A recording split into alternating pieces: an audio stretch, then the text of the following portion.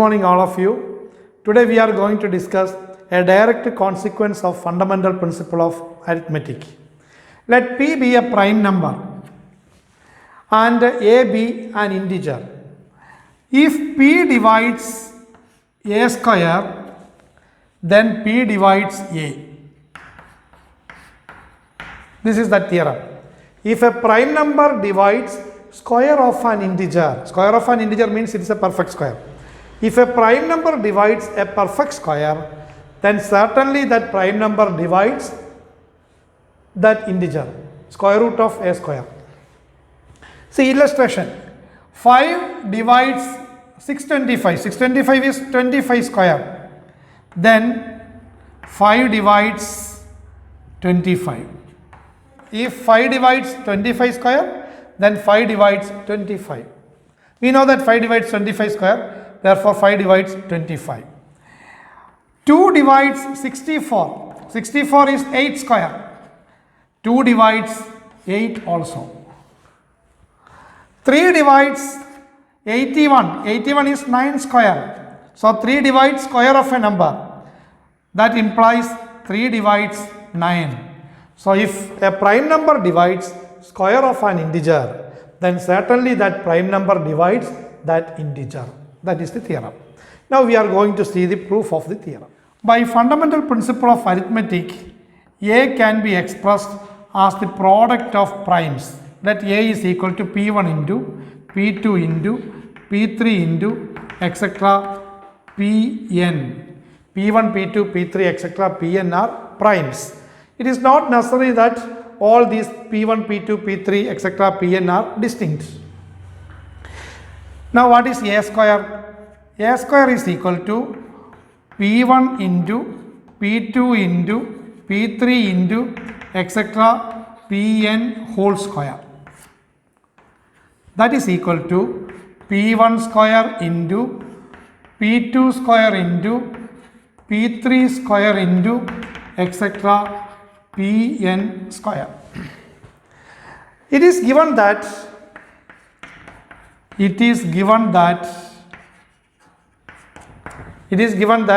p is a prime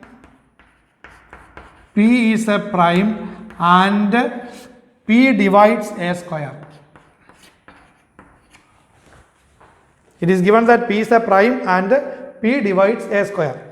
Therefore, p is a factor of a square.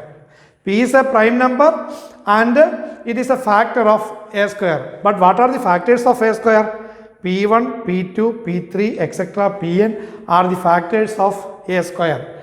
By the uniqueness part of fundamental theorem of arithmetic, that p must be any one of p1, p2, p3, etc. pn. P is a prime factor of a square, but we know that the prime factors of a square are p1, p2, p3, etc. pn. There is no other prime factor for a square by the uniqueness part of fundamental principle of arithmetic. Therefore, that prime number p must be any one of p1, p2, p3, etc. pn. Therefore, p divides p1, p2, p3, etc. pn, because p is any one of these primes. So, p divides product of these primes. What is this product of these primes? That is a. So, p divides a. That is the proof.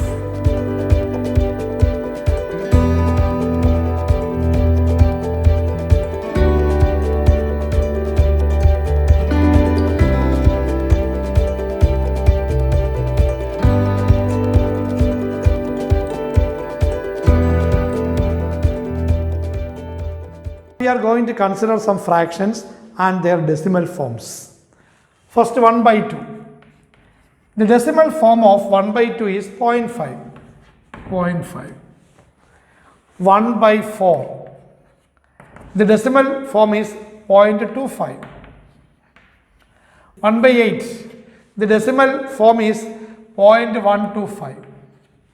1 by 16. The decimal form is 0.0625. See, here the denominators are powers of 2. 2 square, 2 cube, 2 raised to 4. So if denominator is a power of 2, what we getting? We are getting a terminating decimal. 1 by 2, 0.5, only one decimal place. 1 by 4, 0.25, two decimal places. Here 3 decimal places. Here 4 decimal places. Only a finite number of decimal places. So if denominator is a power of 2, we get a terminating decimal. Now consider 1 by 5. What is the decimal form of 1 by 5? 0.2. 1 by 25. The decimal form is 0.04. 1 by 125. The decimal form is 0.008. 1 by 625. The decimal form is 0.0016. So here also denominators are powers of 5. 5 raised to 1, 5 square, 5 cube, 5 raised to 4. The decimals are terminating decimals. 0.2, 0.04. Only a finite number of decimal places here also. So if denominator is a power of 5, then we get terminating decimals. Now I am going to consider 1 by 2 into 5. That is 1 by 10. The decimal form is 0.1. 1 by 10 is 0.1. 1 by 2 square into 5. That is 4 into 5. So decimal form is, this is 1 by 20. So 0.05. 1 by 2 cube into 5. That is 1 by 40. The decimal form of 1 by 40 is 0.025. Then 1 by 2 raised to 4 into 5. 1 by 80. Decimal form is 0.0125. See here, the denominator is of the form 2 raised to m into 5 raised to n. A power of 2 into power of 5. See, power of 2. Here 5 only, power of 2 into 5. Power of 2 into 5. Suppose we are taking 1 by 2 into 5 square.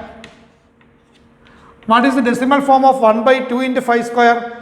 0.02. 1 by 2 into 5 cube. What is the decimal form of 1 by 2 into 5 cube? 0.004.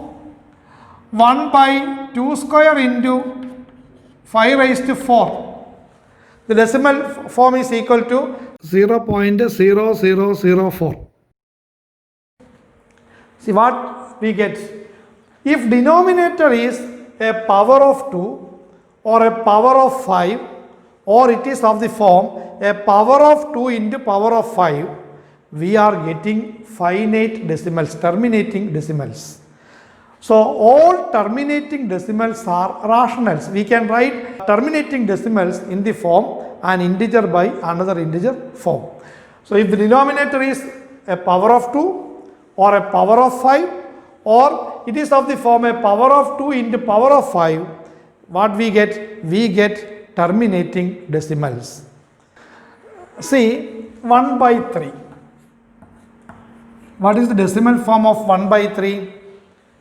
0.333 etc. up to infinity.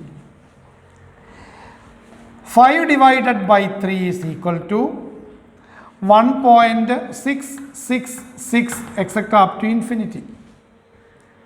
17 by 6. When you write the decimal form of 17 by 6, you get 2.8333 etc. up to infinity. 1 by 7. You can write the decimal form. Divide 1 by 7. 0.142857. Again 142857. 142857 etc. up to infinity. You can see that these are not terminating decimals. Infinitely many decimal places are there, but they are repeating. 1 by 3, see 0.3333 etc. 3 is repeating. 5 by 3, 1.6666 etc. That 6 is repeating. So though it is an though there are infinitely many decimal places, you can see that they are repeating. So we can call it as recurring decimals or repeating decimals. So 17 by 6 is a recurring decimal. See here 3 is repeating. In this 6 digits are repeating 142857, again 142857, 142857. So these are examples for recurring decimals, repeating decimals. 1 divided by 2 cube into 5 raised to 4 into 7. See, we can say that this one is a recurring decimal. Why it is a recurring decimal? Because of this factor 7. So in the denominator, if there is a prime factor other than 2 and 5, certainly that is a repeating decimal. So we notice that terminating decimals are rationals. If the denominator is of the form 2 raised to m into 5 raised to n, if the denominator is of the form a power of 2 into power of 5, then we get terminating decimal. And if there is a prime factor other than 2 and 5 in the denominator, we get repeating decimals. These repeating decimals and terminating decimals are all rationals. Then what are irrationals then? You can see that there are some decimals, they never ending. For example, 0.01, 001, 0001, 00001 etc. up to infinity. See this decimal, it is never ending and it is not repeating. See here after 1 0 1, then 2 zeros 1, 3 zeros 1, 4 zeros 1. So it is not a recurring decimal. We can say that such decimals are irrationals. So what are irrationals? Irrationals are non-terminating, non-recurring decimals. Examples are square root of 2 is an irrational number. A square root of 3, when you write the decimal form of root 2, root 3, root 5 etc., you are going to get non-terminating, non-recurring decimals. So we are going to prove that root 2, root 3, root 5 etc. are irrationals. Now see what is the definition for a rational number? A rational number is a number of the form p by q, where p and q are integers, q is different from 0, and one more thing, HCF of p and q is equal to 1. Why we say HCF of p and q equal to 1? For example, 30 divided by 40, it is a rational number. 30 is an integer, 40 is also an integer. So 30 by 40 is a rational number. But we would like to express this rational number as 3 by 4. By cancelling the highest common factor, 10 is the highest common factor here. So you can divide the numerator and denominator by 10. Finally what you will get? 3 by 4 you get. So this is 30 by 40 we can express in its lowest terms. So a rational number is a number is of the form an integer by another integer, q is different from 0 and HCF of p and q is equal to 1. Why we are taking HCF of p and q equal to 1? To say that that is the least form, or we are expressing that rational number in its lowest terms. We are going to prove that root 2 is irrational. Prove that root 2 is irrational. Root 2 is irrational. Proof.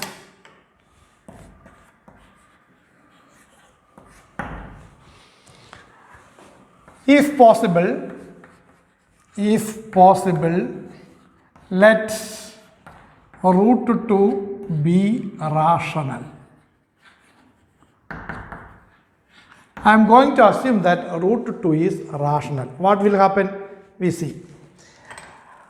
If root 2 is rational, we can take root 2 is equal to P by Q, then root 2 is equal to P by Q,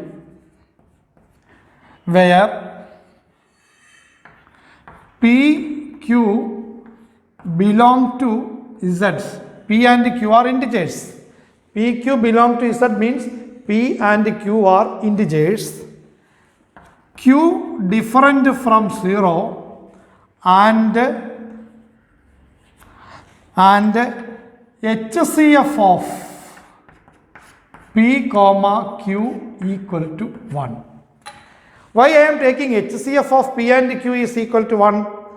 To say that this is the root 2 is expressed in its lowest terms. P by Q, after cancelling the common factor, we are expressing root 2 in its lowest terms. So the HCF of P and Q is equal to 1. Squaring on both sides, what we get? 2 is equal to P square by Q square. Cross multiplying, P square is equal to 2Q square.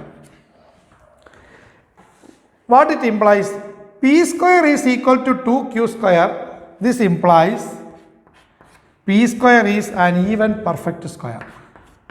P square is an even perfect square.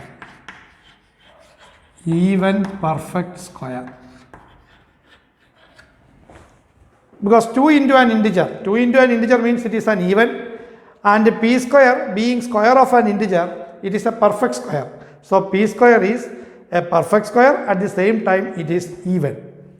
But 2 divides P square. Since it is even perfect square, 2 divides P square. This implies 2 divides P square. 2 is a prime number that divides P square, implies 2 divides P also. Or P square is an even perfect square, that implies P is even. The square root of an even perfect square is even. Otherwise, we can consider in this way, a prime number 2 divides P square. A prime number 2 divides square of an integer. Certainly, that prime number divides its square root P, our previous theorem. So, P is even. Now, if P is even, I can replace this P by 2 into M. I can take P is equal to 2 into an integer. Even numbers are of the form 2 into an integer. Then what? Now root 2 is equal to 2M by Q. Squaring, what we get? Squaring, 2 is equal to 4M square by Q square. Cross multiplying, 2Q square is equal to 4M square. Dividing by 2, Q square is equal to 2M square. Q is an integer, so Q square is a perfect square and Q square is even perfect square. This implies Q square is an even perfect square. Even perfect square. See, Q square is an even perfect square. So 2 divides Q square. Certainly 2 divides Q also. So this implies Q is even. Q is even. Formerly we said P is even. Now Q is even. Both P and Q are even means there is a proper factor 2 for P and Q. That is a contradiction to the fact that P and Q are relatively prime. HCF of P and Q equal to 1. That is our assumption. But now we get a contradiction. P is even. We proved P is even. Now we show Q is even. So if both P and Q are even, then there is a common factor 2 for both P and Q. That contradicts our assumption that P and Q are relatively prime, or HCF of PQ is P comma Q equal to 1. Therefore, our assumption is wrong. So why we got this contradiction? Because of our wrong assumption. Our assumption is wrong. So we cannot express root 2 in the form P by Q. So root 2 is irrational.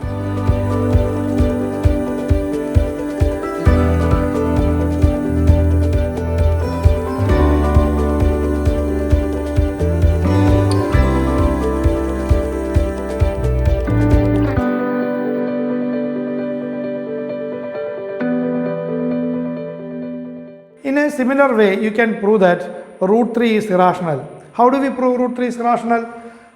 Let us suppose that root 3 is rational. If root 3 is rational, you can write root 3 is equal to p by q. P and q are integers. P comma q belongs to z. P and q are integers. Q different from 0 and HCF of p comma q equal to 1. So if possible, let root 3 is equal to p by q. P and q are integers. Q different from 0 and their HCF equal to 1 means they are relatively prime. The highest common factor of p and q equal to 1 means they are relatively prime. There is no proper factor, common factor for p and q. Squaring, what we get? 3 is equal to p square by q square. Right, squaring on both sides. Squaring, we get 3 is equal to p square by q square. Cross multiplying, p square is equal to 3q square. So what we are getting? 3 divides p square. P square is equal to 3q square means 3 is a factor of p square. So this implies 3 divides p square. See, 3 is a prime number and that prime number divides square of p. This implies 3 divides p. We studied one theorem. If a prime number divides square of an integer, then that prime number divides the integer also. So 3 divides p square, therefore 3 divides p also. So p is a multiple of 3. So this implies p is a multiple of 3. P is equal to 3 into an integer m. I am going to substitute p is equal to 3m here. P equal to 3m. Squaring again. 3 is equal to 9m square by q square. Cross multiplying, 9m square is equal to 3q square. I can write in this way, 3q square equal to 9m square.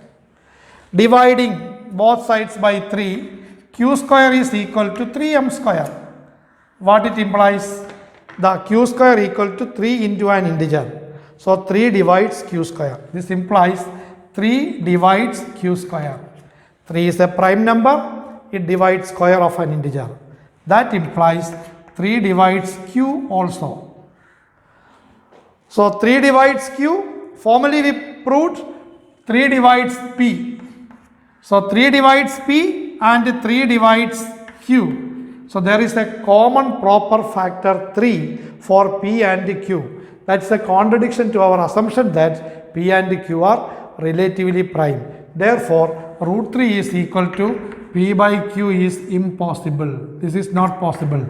So root 3 is irrational. So that is the proof for root 3 is irrational. 3 is a rational number. Root 2 is an irrational number. But 3 root 2 is irrational. So I am going to prove that 3 root 2 is irrational. Prove that 3 root 2 is irrational.